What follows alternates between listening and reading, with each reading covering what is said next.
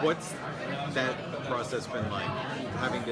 Having this great thing that you've created, and knowing that there's a very good chance that somebody's going to want you to reboot it, or I've never been in any conversation about that subject where I felt like there was a clear agenda. You know, we talked about prequels, we did a prequel spin-off that didn't continue. But, you know, it's sort of like when we did Caprica, that was a situation where we were open to a spin-off, and the studio actually said, hey, we got this pitch from this other guy that sounds a lot like shit you've been talking about, why don't you meet? So there was this external force that kind of helped create the need for a spin-off, and I kind of think if we were going to do another spin-off, it would require some sort of like reason for being like that. Like, oh, well, no one ever thought of that. Okay, that's an idea, but we don't sit, we've got other day jobs now, so we don't sit around thinking about spin-offs for Battlestar, and until someone steps up and says, you know, it's Baltar in the Civil War. I mean, it's hard to know what you would do, or why you would do it. Wait a minute, that's genius. I love it. Were there any story arcs that you wanted to have in the show that you just didn't get around to doing? I don't think so. I mean, I think we pretty much left it all in the field on the show. If it was a good idea, we sort of did it, or there was a reason why we didn't do it. You know, the idea of what we set out to do kind of changed over time. So there were an initial clump of storylines that we didn't end up doing just because the show evolved in a different direction. But yeah, I think we're pretty much feel like we had a chance to tell the story that we wanted to tell. You mentioned in the panel that one of the things you did initially want to do is visit a lot more ships than you ended up doing. And there was sort of a joke about like the mall and stuff like that, but like what in your mind really was the makeup of those ships? Well, as part of the pitch was, okay, here's this whole civilian fleet, and TV at that point was more episodic than it is now.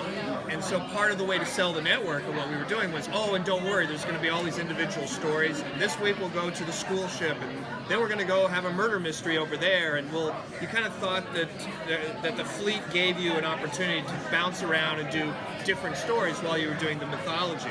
But we did the prison episode early on in season 1, and it just broke the bank on the show, and we quickly realized we just didn't have the budget to do that.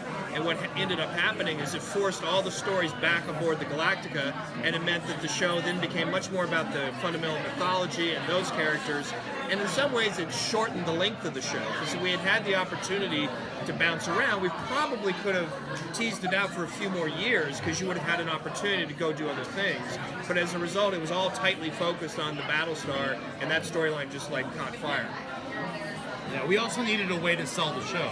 And because we didn't know a lot about what was going to happen with the characters, it was kind of a no-brainer to go, well, naturally, we'll have various ships, and they'll go to the zoo, and they'll go to, you know, the deli, and they'll go, I mean, like, we'll have places for them to go. You just sell it that way. Right. Oh, yeah, don't worry, it's not going to be all about this military ship. No. There's other places we're going to go. Do you think the show would have been much different if it had been like a streaming model, like a Netflix model or something like that, where all of the episodes go up at once? How would that have changed it for you guys? Well, our usual answer is we would have been allowed to make the show serialized from the beginning, and that would have given us more freedom and would have allowed us to tell more arguably compelling stories. However, the discipline of having to sort of follow a story that could be accessible to a brand new audience, that like every episode you had to be mindful of what are they going to understand, what are they going to know. I think that helped kind of bulletproof the show in the first season, because we couldn't get that indulgent. We couldn't just sit and kind of stroke ourselves about, oh, this character is having a nervous breakdown because her stepfather raped her. No, we need ammo. How do we get gasoline? What about the water? I mean, there were some practical things that kind of forced us. So by the fourth season, when we were able to be as serialized as we wanted, we had earned it versus being given that. I wonder if some early young shows rely so much on serialization and the comfort of that they don't build some of this foundational structure that we're talking about that a non-serialized show sort of forces you to do. I mean, yeah, there was an interesting rhythm to season 1, because you would think of individual episodes still, even though there was like an ongoing story that was serialized over the length of it, you still were sort of picking your shots and saying, okay, what's the rhythm of the story we're telling to the audience? And okay, we're gonna do this one that's more of a procedural. We're gonna do this one that's more character. Now we're gonna change up the pace. I remember distinctly you at one point saying, "We need the Big Mac." Remember that? And what was the name of that episode? It was all an action episode. It was primarily David and Bradley's. It was wasn't David it? and Bradley's where they go and they attack the Cylon refinery or whatever on the planet. Right. And you, at one point, you just said, in the stories that we've taken now, it's been really character stuff and a lot of mythology. We need the Big Mac. We Right. need that one episode that's just about, let's go and kick some ass and blow something up.